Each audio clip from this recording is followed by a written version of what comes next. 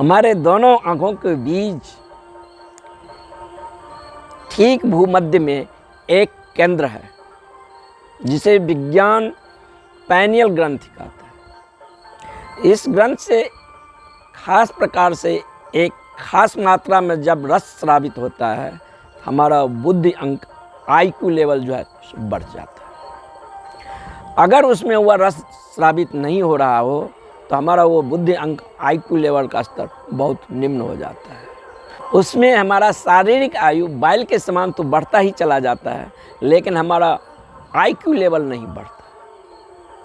द्वितीय विश्व युद्ध में जब अमेरिका में सैनिक को भर्ती किया जा रहा था तो पहले बार वहाँ सैनिक को IQ लेवल का जो है टेस्ट किया जा रहा था। प्रत्येक सैनिक का जो IQ लेवल था 11 और 12 के आसपास था, उससे आगा नहीं था। होना तो ये चाहिए जो कि उसका शारीरिक उम्र अगर 30 वर्ष हो तो IQ भी उसका 30 वर्ष होना चाहिए, उसका बुद्धि अंक भी 30 वर्ष होना चाहिए, दोनों एक साथ ग्रोथ करें। क्या कारण है कि हमारा शारीरिक उम्र तो बढ़ता चला जाता है लेकिन हमारा बुद्धि अंक जो है सो नहीं बढ़ रहा है, वह 10 और 11 वर्ष पर रुक जाता है। वहाँ मनोवैज्ञानिक को ये बात समझ में नहीं आया कि हमारा जो IQ लेवल है वह ठीक 11 और 12 के बीच क्यों रुक जाता है।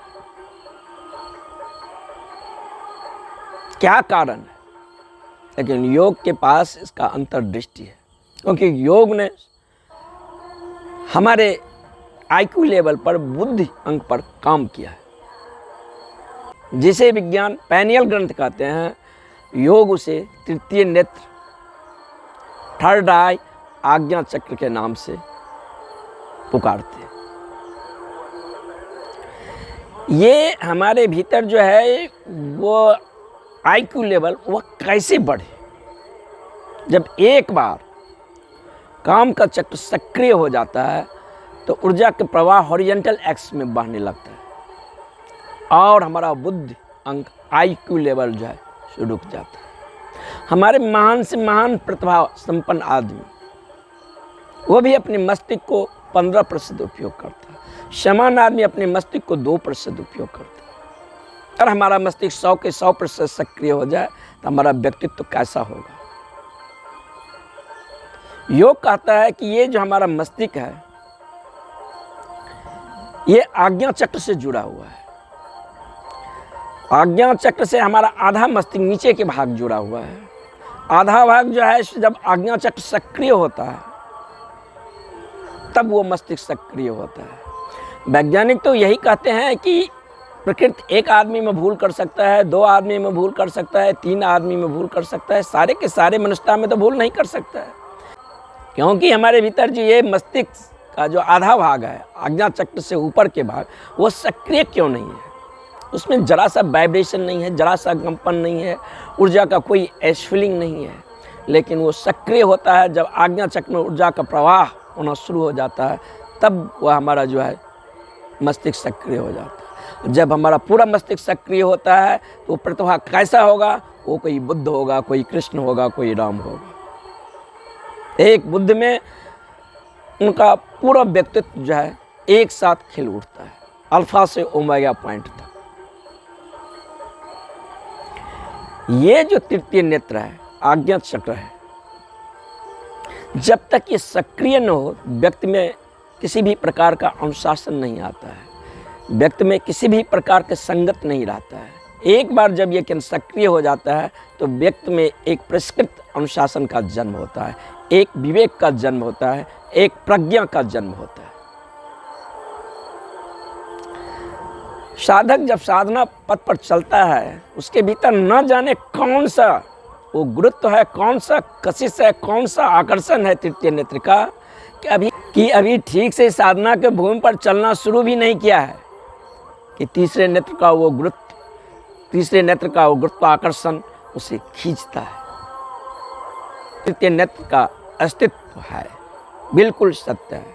ठीक उसी प्रकार जैसे वैज्ञानिक पदार्थ के बारे में उसका अस्तित्व को स्वीकार करते हैं, लेकिन ये जो तीसरा नेत्र है, ये जो आज्ञा चक्र है, वह इस शरीर के हिस्सा नहीं, लेकिन ये जो आज्ञा चक्र है, ये जो तीसरा नेत्र है, ये इस शरीर का हिस्सा नहीं है, ये हमारा दूसरा शरीर, सूक्ष्म शरीर का हिस्सा है।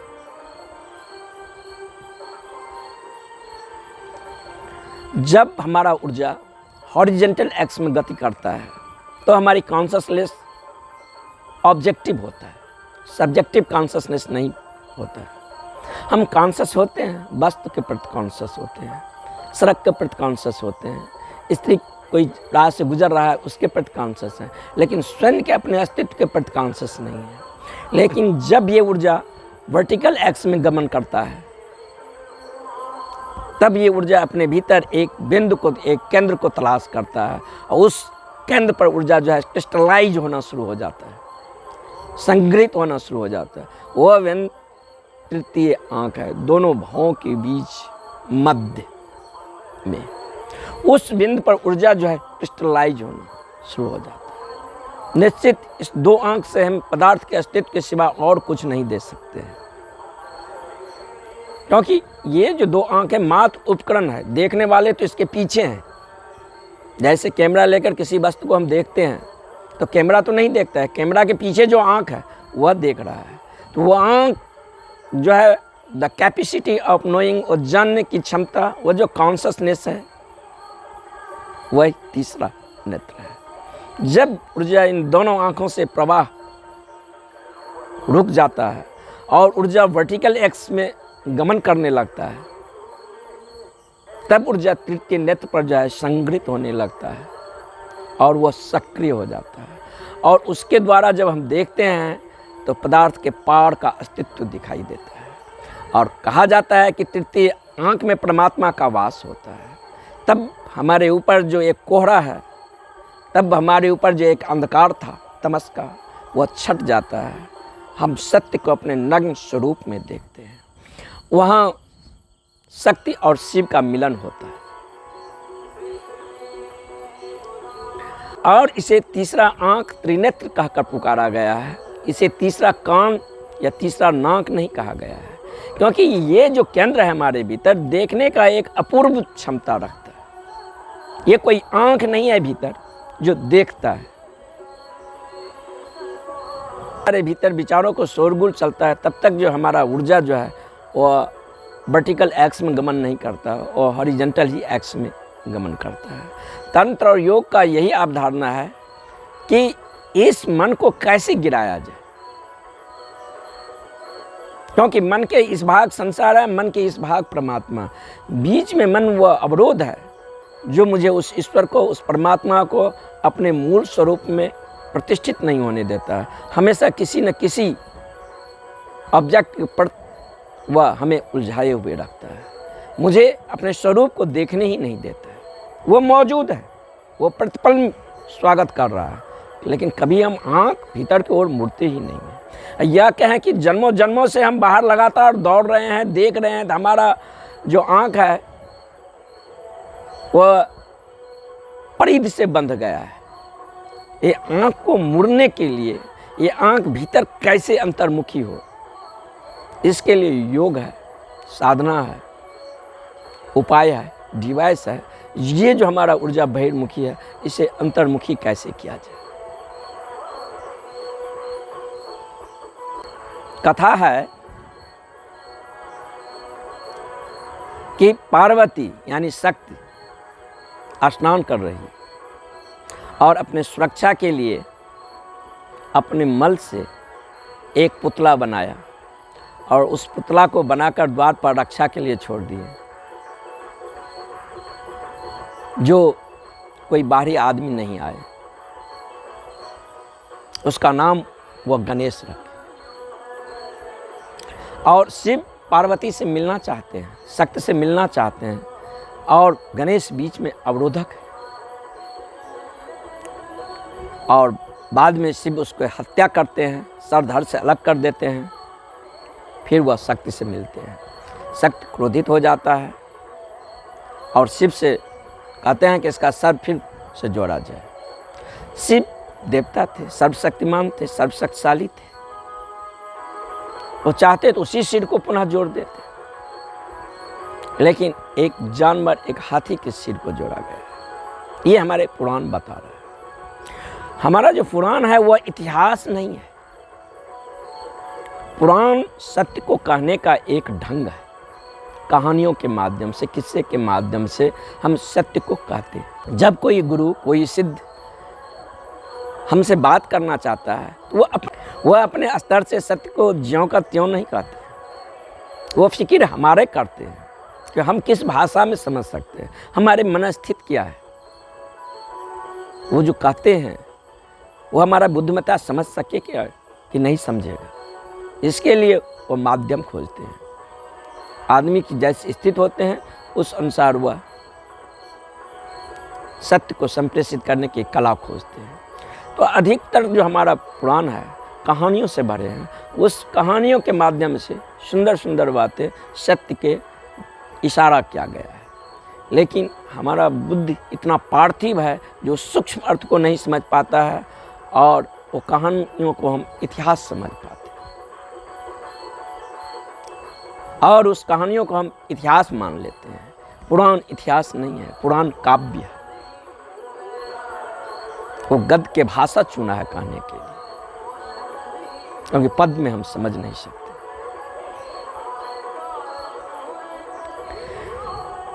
ये जो गणेश हैं, हिंदू शास्त्र कहता है गणेश जो है सो बुद्धि, तर्क, विवेक, आर्गुमेंट, इसके देवता है। बड़ी इंटेलिजेंट है, बड़ी बुद्धिमान है। और कहा जाता है कि जहाँ भी पूजा, प्रार्थना, यज्ञ, हवन, क्रियाकांड आदि होता था, गणेश वहाँ पहुँच जाते थे और प्रश्न उठाते थे, तर्क करते थे, आर्गुमेंट करते थे। देवताओं ने कहा कि किसी भी प्रकार का जहाँ पूजा प्रार्थना हो, यज्ञ हवन हो, क्रियाकांड हो, तो पहले गणेश को पूजा कर दो, ताकि यह व्यर्थ के वाद विवाद और तर्क न उठाए। और उसके बाद गणेश जो हैं प्रथम पूज्य बन गए। ये क्या है गणेश? भारतीय पुराण इसके माध्यम से एक बहुत गहन इशारा करता है। तृतीय जो नेत्र है, जब हमारे ऊर्जा हॉरिजॉन्टल एक्स को गमन छोड़ देता है और वर्टिकल एक्स में गमन करता है, और तृतीय नेत्र के केंद्र पर जब ऊर्जा पहुंचता है, तब जो हम अपने भीतर एक आकाश को देखते हैं, उस आकाश को नाम परमात्मा रखा गया है। और कहा जाता है कि तृतीय नेत्र में परमात्मा का वास, इसीलिए शिव को त्रिलोचन कहा गया है, इन तीन आंखों के मालिक। योग और तंत्र का यही अभिप्राय है कि हमारे जो ऊर्जा हॉरिजॉन्टल एक्स में गति कर रहा है, ये एनर्जी कैसे वर्टिकल एक्स में गमन करे, क्योंकि हमारी जितनी सारी शक्ति है वो मूलाधार पर केंद्रित होकर कुंड मारकर वो सोया हुआ है, उसमें हलन चलन नहीं होता है। क्योंकि हमारे पास जितनी पोटेंशियल शक्ति है उसका 1% भी हम उपयोग नहीं करते। 1 से 2% शक्ति से हमारा काम चल जाता है। थोड़ा आदमी में जहाँ बुद्धिमत्ता देखते हैं, कोई कवि है, कोई कलाकार है, कोई चित्रकार है, कोई मूर्तिकार है, कोई वैज्ञानिक है, थोड़े से वहाँ से ऊर्जा को आत्मसात करते हैं और आदमी अपने भीतर इतनी विलक्षण प्रतिभा को पाते हैं। ये जो कुंडलिनी शक्ति है, ये जो शक्ति का केंद्र है, इसको जगाया जाए। जब ये जगता है तब ये ऊर्जा जो है सो ऊर्ध्वरेतस होता है, वर्टिकल एक्स में गमन करता है, और अपने भीतर वो मूल केंद्र को तलाश करता है, जिस केंद्र से ऊर्जा प्रवाह होकर जो है सो नीचे आया है, उस केंद्र पर ऊर्जा एकत्रित होना शुरू हो जाता है, और वहाँ शिव और शक्ति का मिलन घटता है। तो बीच में ये गणेश क्या है? तो हम पहले कहें कि गणेश जो है बुद्धि और शक्ति, इंटेलिजेंस का प्रतीक है, तर्क का प्रतीक है। हमारा जो शरीर है और मन है, पहले ये समझा जाता था कि शरीर कुछ अलग है और मन कुछ अलग है, लेकिन आधुनिक मनोविज्ञान ने मनुष्य को साइकोसोमेटिक कहा है। इसके शरीर अलग नहीं और मन अलग नहीं, दोनों दो खंड नहीं है, दोनों एक ही सिक्के के दो पहलू हैं। मनुष्य मानव शारीरिक है। अगर हमारा मन उदास होता है तो हमारा शरीर भी उदास हो जाता है। अगर हमारा शरीर में कांटा चुभता है तो हमारे मन में भी उसका पीड़ा होता है। तो कहीं ना कहीं वह एक दूसरे से जुड़े हुए हैं। तो शरीर ही ना उस मन को विकसित किया है अपनी सुरक्षा के लिए, और वह मन ही जो है अपने भीतर आँख को विकसित किया, हाथ को विकसित किया, 5 इंद्रियों को विकसित किया, जिसके माध्यम से संसार को जान सके, देख सके, समझ सके। और ये मन कभी मुझे अपने स्वरूप को नहीं देखता। जिस प्रकार काम वासना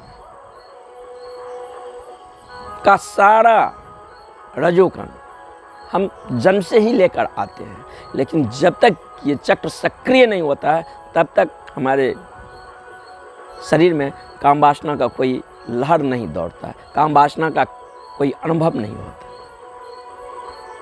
एक बार जब ये चक्र 13 से 14 वर्ष की उम्र में जब सक्रिय हो जाता है तो पहले बार मनुष्य काम वासना को अनुभूत हो पाता है, और प्रकृति इस केंद्र को सक्रिय करता है, क्योंकि प्रकृति को जरूरी है। प्रकृति को पहला जरूरी है कि व्यक्ति जिए, दूसरा जरूरी है कि उसका प्रजनन जारी हो, एक कड़ी समाप्त हो कि दूसरा कड़ी को निर्माण कर दे। हमारा जन्म हुआ है, बच्चे से लेकर माँ बाप हमारे प्रति लग जाते हैं 25 से 30 वर्ष के आयु तक, और चाहते हैं कि हम अपने पाँव पर खड़ा हो जाए। अगर माँ बाप से पूछें तो कहता है अब तो कोई विशेष आकांक्षा है ही नहीं, बच्चे लोग जो है सो अपने पाँव पर खड़ा हो जाए। और जब हम अपने पाँव पर खड़े हो जाते हैं तो फिर विवाह करते हैं, फिर बच्चे होता है, और हम भी यही कहते हैं कि बस अब इसीलिए जी रहा हूँ कि बच्चे अपने पाँव पर खड़ा हो जाए, कैसे उसकी शिक्षा पूरी हो जाए, नौकरी मिल जाए, विवाह कर दे। फिर भी वो अपने बच्चे के लिए इसी को रिपीट करता है। जीवन का यहाँ कोई मीनिंग नहीं है, जीवन एक चक्र में यहाँ घूमता चला जाता है। अगर मनुष्य को ही इस चक्र को सक्रिय करना पड़े तो पृथ्वी पर बहुत कम आदमी काम वासना को अनुभव करता है, क्योंकि प्रकृति को जरूरी है प्रजनन का, इसीलिए उस चक्र को सक्रिय कर दिया।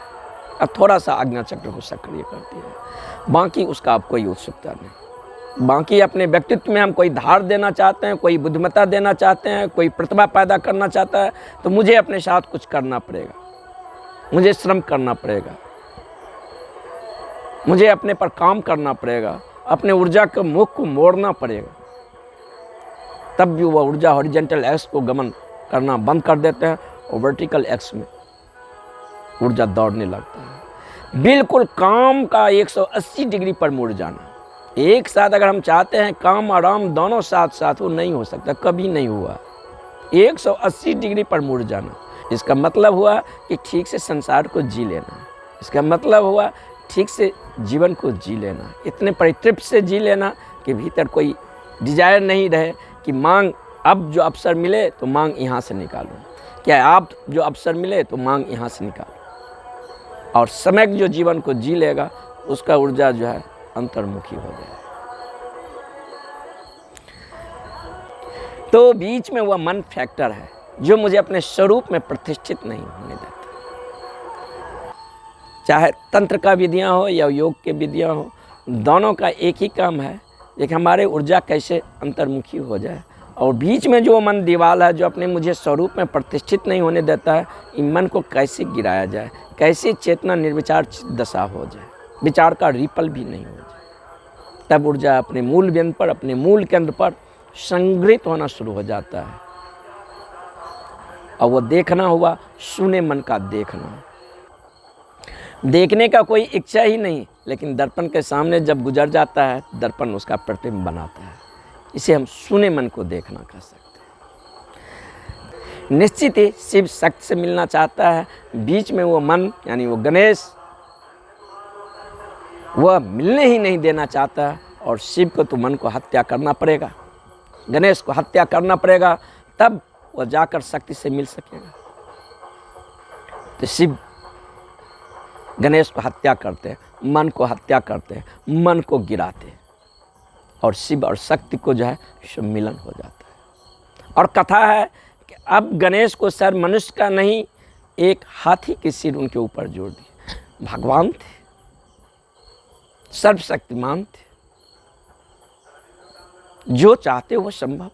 दूसरे के लिए वो भोलेनाथ, अपने बच्चों को वो अच्छे से अच्छे सर नहीं दे सकते हैं। समान से समान पशु पक्षी भी अपने बच्चों को फिक्र करते हैं, वो तो शिव स्वरूप ही परमात्मा ही थे।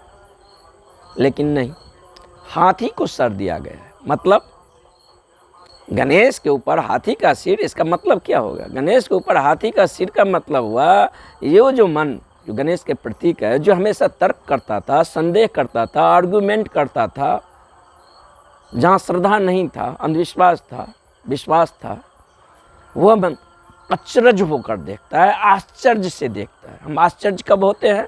मैं बोल रहा हूँ यहाँ, कोई आश्चर्य की बात नहीं है, लेकिन अचानक यहाँ पे एक टेबल रखा है, टेबल अगर बोलने लगे तो हम लोग आश्चर्य हो जाएंगे, विस्मय से भर जाएंगे, विमुग्ध हो जाएंगे।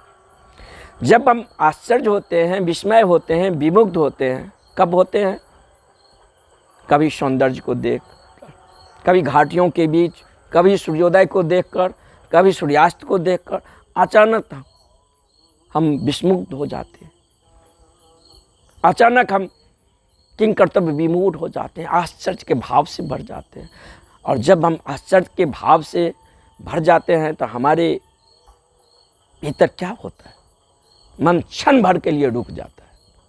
वो जो मन के क्षण भर का रुकना है, तो भीतर से वो जो आनंद का स्रोत है वो बाहर प्रकट हो जाता है।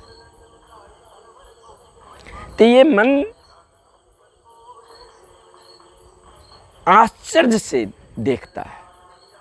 जो हमेशा शंका में, अंधविश्वास में, विश्वास में, मान्यताओं के बीच, पूर्वाग्रहों के बीच घिरा हुआ था, अब पहले बार इसे अपने ऊपर एक श्रद्धा होता है। श्रद्धा एक ऐसा चीज़ है, एक बार आ गया तो आ गया, लेकिन विश्वास एक बार आया फिर हट जाएगा। जब तक विश्वास होगा तब तक संदेह होगा, दोनों साथ साथ। कभी विश्वास 60% होता है, संदेह 40% होता है, लेकिन दोनों की यात्रा साथ साथ चलेगा। चोर अचोर की यात्रा साथ साथ चलेगा, ईमानदार और बेईमान की यात्रा साथ साथ चलेगा। लेकिन श्रद्धा एक बार जब जीवन में आ जाए कहीं किसी पर, तो वो बेशर्त होता है, उसमें शर्त नहीं होता है। समानता हमारी ज़िंदगी में कहीं विश्वास है, कहीं प्रार्थना है, पूजा है, किसी को आदर करते हैं, वो सशर्त करते हैं। जब तक वह ईमानदार है हम आदर किए, कल बेईमान हो गया, आदर समाप्त हो गया। लेकिन एक बार जब श्रद्धा आ जाए तो आदमी ईमानदार हो, बेईमान हो, श्रद्धा टूट नहीं सकता। तो हमारे भीतर पहले बार श्रद्धा कि वो आँख पैदा होता है, वो तृतीय नेत्र कह सकते हैं, और मन आश्चर्य और विमुक्त होकर देखता है, ये क्या घटा, ये क्या हुआ भीतर। अब तो वो देख रहा है, सुन रहा है, जान रहा है, वो गवाह है। ये मन है डबल एरो में काम करता है। बाहर कोई किसी भी प्रकार का घटना हुआ, किसी प्रकार की सूचना है, वो भी हमें देते हैं, और भीतर भी किसी प्रकार का कोई घटना हुआ, कोई सूचना आ रहा है, वो भी हम तक देता है। तो मन पहले बार गवाह होता है और आश्चर्य होकर देखता है, ये भीतर क्या घटा।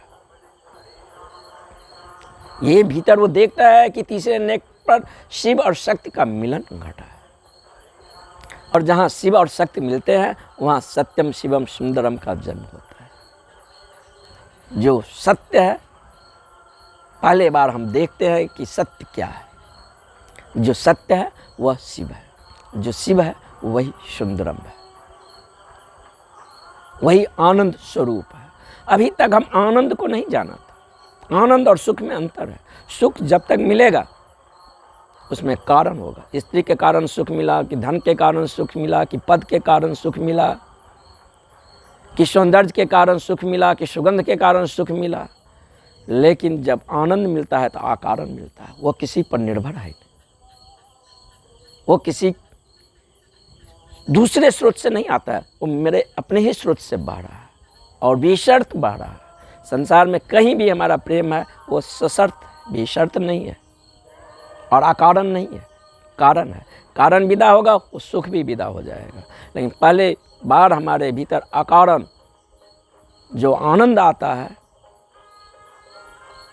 वो मन देखकर आश्चर्यित हो जाता है और ऐश्वर्य से भर जाता है।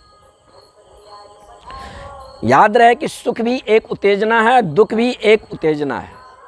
जब तक हमारे केंद्र कोई बाहर होगा तब तक हम उत्तेजना के लहरों में डूबते रहेंगे। तो जब हम सुखपूर्ण होते हैं तो थोड़े हम लयबद्ध होते हैं, उस चीज़ को मन बार बार करता है, उस चीज़ को मन बार बार मांग करता है। और जब हम दुख में होते हैं मन उसे अस्वीकार करता है। मन तो 24 घंटा हमेशा सुख को ही तलाश करता है, लेकिन जहाँ जहाँ दस्तक देता है बाद में कांटे ही हाथ लगता है। जब तक ये मन स्वयं अपने में प्रतिष्ठित न हो जाए तब तक उसे महासुख मिलेगा ही नहीं, और तब तक ये मन रुकेगा ही नहीं। हम चाहे पद पर रोक दे, कि धन पर रोक दे, कि ज्ञान पर रोक दे, कि स्त्रियों पर रोक दे, ये रुकना जानता ही नहीं है। इसका यह अभिशाप है कि जो इसे मिल गया उसे ये भूल गया, जो नहीं मिला है उसके ओर वाफिरा गतिशील होता है। जब हमारी ऊर्जा अंतर्मुखी होता है और हमारे भीतर शिव और शक्ति का मिलन होता है, तब हमारे भीतर सत्यम शिवम सुंदरम का आविर्भाव होता है। तब हमारे चित्त में फिर कोई मांग नहीं होता है, फिर कोई खोज नहीं होता। तब हमारे भीतर जितने प्रकार का आइडेंटिफिकेशन है, सारा आइडेंटिफिकेशन तिरोहित हो जाता है। ठीक वैसा ही है जैसे बर्फ का चट्टान हो और सूरज के जरा से गर्मी पाकर धीरे धीरे मेल्ट होना शुरू हो जाता है। इस बीच हम हजारों प्रकार के मान्यताओं के बीच जी रहे हैं। इस बीच हम अपने जीवन को कहाँ कहाँ आइडेंटिफाइड किए हैं ये भी मुझे पता नहीं है। तदात्म के बीच हमारा जीवन है, वो आइडेंटिफिकेशन तिरोहित हो जाता है, मेल्ट हो जाता है, हमारे चित्त से अज्ञान छट जाता है और भीतर जो है एक सूरज का जन्म होता है जो कभी अस्त होने वाला नहीं है। ये सूरज का भी अस्त होगा, उदय होगा, निश्चित जो बना है वहाँ मृत्यु अनिवार्य ही है। आ जाए 4000 वर्ष बाद आए या 4 अरब वर्ष बाद आए, लेकिन एक बार जब अपने मूल सूत्र पर, मूल केंद्र पर प्रतिष्ठित हो जाते हैं फिर उसका अस्त नहीं है। और जो आनंद के लिए, जो सुख के लिए किन किन द्वारों पर हम दस्तक दिए हैं, स्त्रियों के द्वारों पर दिए हैं, वैश्याओं के द्वारों पर दिए हैं, धन के द्वारों पर दिए हैं, शक्ति के द्वारों पर दिए हैं, पद के द्वारों पर दिए हैं, कहाँ कहाँ भटके हैं। पहले बार देखते हैं वो खजानों के खजानों हमारे भीतर पड़ा है। हम सम्राटों के सम्राट, लेकिन जब तक ये आज्ञा चक्र सक्रिय नहीं होगा हमारे जीवन में अनेकों प्रकार की गुलामियाँ हो। तब तक शरीर, मन, इंद्रियां हमें आज्ञा देता रहेगा, हम मानते रहेंगे। लेकिन जब हमारे भीतर ये चक्र सक्रिय हो जाता है तब पहले बार वहाँ से आदेश दिया जाता है, वहाँ से ऑर्डर दिया जाता है और शरीर, मन, इंद्रियां उसका पालन करता है और हमारे जीवन में एक अनुशासन आता है, एक विवेक का जन्म होता है, एक प्रज्ञा का जन्म होता है, देखने समझने की अपूर्व शक्ति का वहाँ जन्म होता है। तब हम किसी आदमी पर अगर हम नज़र देते हैं तो वो आदमी नहीं देखता है, उसके भीतर उस आत्मा को हम देख सकते हैं। तब हमारे भीतर जानने समझने के एक नए आयाम का विकसित होता है। ये जानने का ही केंद्र है, ये आँख नहीं है। अगर हम समझते हैं वहाँ एक आँख है जो देखता है, नहीं, ये शून्य मन का देखना हुआ। वहाँ ऊर्जा जो है एकत्रित होते हैं और ऊर्जा एकत्रित होते हैं तो वो जीवंत है, स्पॉन्टेनियस है, वो निर्जीव नहीं है और उसमें जीवन है, एलाइव है और नृत्य भी है। वो नृत्य स्थूल नहीं है, वो नृत्य सूक्ष्म है और आनंद है, उत्सव है। तब पहले बार जीवन में उस रास का जन्म होता है, तब पहले बार जीवन में सुगंध आता है, तब पहले बार अपने भीतर हम एक एलाइवनेस को उत्पन्न कर, तब पहले बार अपने भीतर एक एलाइव का अनुभव करते हैं, एक जीवंतता का अनुभव करते हैं। शरीर में होते हुए शरीर नहीं है इसके प्रतिभिज्ञा होते हैं, विदेह होने की प्रतिभिज्ञा होते हैं। और जितना इस चक्र पर ध्यान देंगे, केंद्रित होंगे, उतना हम जो है विदेह का अनुभव, उतना हमें विदेह का अनुभव होना शुरू हो जाएगा। याद रहे कि ये चक्र संकल्प का भी केंद्र है। समानता हमारे जीवन में संकल्प नहीं है, क्योंकि जब तक ये केंद्र सक्रिय नहीं होगा तब तक संकल्प का भी जन्म नहीं होगा, और जब तक संकल्प का जन्म नहीं होगा तब तक मालकियत का भी जन्म नहीं होगा। तो हम अपने जीवन में संकल्प के साधना दें और ये चक्र हो तो हो कैसे सक्रिय, तो पहले हमारा जो ये फिजिकल बॉडी है इसको शुद्ध करें, इसमें बहुत सारे विक्षेप है, ग्रंथियाँ हैं, इसको विसर्जित करें। दूसरा, इसके शटल दूसरा शरीर है, इथरिक बॉडी, प्राण शरीर, तो वो सब अभी गौण है, उसका अस्तित्व को मुझे भी पता नहीं चलता है। पहला शरीर का तो पता चलता है कि ये प्रमुख हो गया, हम इस पर, हमें उस शरीर सब का बोध नहीं है, सिर्फ फिजिकल बॉडी का ही बोध है। तो हमारा जीवन जो है अपरूटेड हो चुका है। हम इस प्रकार का जीवन जीते हैं, इस प्रकार के खाद्य पदार्थ लेते हैं, इस प्रकार के स्पेस में रहते हैं जो कि पदार्थ का अधिक से अधिक अनुभव होता है। तो पहले इस शरीर को शुद्ध करें उपवास से, ग्रंथियों को विसर्जन करें रेचन से। दूसरा जो शरीर है, जिस तरह इस शरीर का भोजन है अन्न, इसीलिए इस शरीर को अन्नमय कोश कहा गया, उस शरीर को प्राणमय कोश कहा गया। उसका भोजन है प्राण। ये पूरा ब्रह्मांड प्राण से भरा हुआ है। वो प्राण 5 स्तर में। हम प्राणायाम जितना करते चलते हैं तो दूसरा शरीर का जो भोजन है वह प्राण है, उसमें उतना प्राण का संचारित होता है और धीरे धीरे वह जो हमारा दूसरा शरीर है वह सक्रिय होना शुरू हो जाता है। एक बार जब वो सक्रिय हो जाता है तो ये बॉडी उसका जो है अनुगामी हो जाता है, वह प्रमुख हो जाता है। और यह फिजिकल और इथरिक दोनों बॉडी मिलकर एक यूनिट का निर्माण करता है और हम अधिक ऊर्जावान, अधिक सशक्त, अधिक मजबूत हो जाते हैं। और दूसरा शरीर सूक्ष्म शरीर है, तो सूक्ष्म शरीर की जो संभावना है तब हमारे सामने वो प्रकट होने लगता है। गणेश के मूर्ति के बारे में जो पुराण कह रहा है उससे अक्षरतः सत्य नहीं समझे, क्योंकि हमने इतिहास नहीं लिखा है, हमने पुराण लिखा है। इतिहास पश्चिम लिखा है। हम सत्य को कहने के लिए बहुत सारे माध्यम खोजे हैं, मूर्ति के माध्यम से, कहानी के माध्यम से, किस्से के माध्यम से हम सत्य को कहने का तरीका खोजे हैं। और वही कहा गया है गणेश की मूर्ति के बारे में, वो कुंडलनी का प्रतीक है। जब कुंडलनी जगता है तो हमारे भीतर क्या होता है, शिव और शक्ति का वहाँ पर मिलन होता है आज्ञा चक्र पर। और वह जो गणेश है, बुद्धि का, आर्ग्यूमेंट का, तर्क का वह देवता जो है वो हमारा मन है, जो हमेशा संशय से भरा हुआ रहता है। वह अचरज होकर देखता है। अचरज होकर तो हम तभी देखते हैं जब कुछ ऐसा हो जिसका पूर्व निर्धारित नहीं हो, जभी हम कुछ ऐसा हो जिसका पूर्व निर्धारित न हो। जैसे आदमी बोलता है तो ये हमारा दिमाग में कंसीव दिया ही गया है, कुत्ता बोलता है तो बोलता है, लेकिन टेबल और पत्थर बोलने लगे तब हम थोड़े अचरज और आश्चर्य से भर जाते हैं। इसके शरीर पर हाथी का सिर थोड़ा अचरज और विस्मुग्ध होकर हम देखते हैं कि ये मन आश्चर्य से देखता है कि भीतर क्या घट रहा है, और भीतर शिव और शक्ति का मिलन वहाँ हो रहा है। गणेश का प्रतीक कुंडलनी का प्रतीक, गणेश के मूर्ति कुंडलनी का प्रतीक।